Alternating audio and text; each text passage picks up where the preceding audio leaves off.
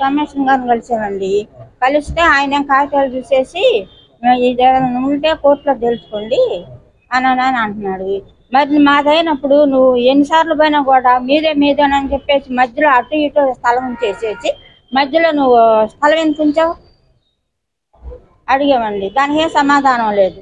మీరు ఎందుకు రిజిస్టర్ తెచ్చుకోలేదు అని అంటే ఏంది అది అదే అడిగాం మేము. ఆయన అంటున్నాడు ఇక్కడ మేము ఊరికి చెప్పేవాళ్ళమే కదమ్మా నువ్వు కోర్టులో చూసుకోమని ఆయన అంటున్నాడు. అవునండి అది చేస్తున్నారండి. అసలు ఏ రకంగా చేస్తున్నాడు ఆయన? నీకు బలం ఉందా నువ్వు ఆ రకంగా చేసేది? ఈ రోజు వచ్చేసి నువ్వు గోడ కట్టా, నువ్వు దొంగతనం కట్టుకునేది దేనికండి? నువ్వు మామూలుగా పగలగొట్టు, ఇదైతే నువ్వు కట్టు. పెట్టకుండా ఈ రోజు వచ్చేసి ఇట్లా మాట్లాడితే నీకు డబ్బు ఉందని అహంకారం ఉందనా పదవి ఉందని నువ్వు మాట్లాడేది? అక్కడ ఎవరు అడిగేవాళ్ళు లేరన్నా. మరి నువ్వు వదిలేస్తావు. మన పోయారు మా పిల్లలు పోయి గోడ పగలు కొట్టారు, మళ్ళీ గేట్ ఎందుకు పెట్టావు? నువ్వు అప్పుడు పోయి అడిగినప్పుడు కూడా నువ్వేమన్నావు?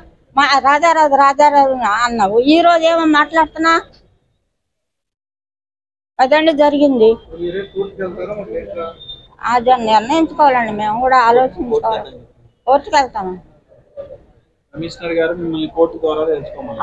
ఇక్కడ మేము ఏదో చేసేవాళ్ళం ఏదనమ్మా, మీరు ఏదన్నా కోర్టులో చూసుకోండి అని అంటున్నారు. అదేనా మీరు చెప్పేది?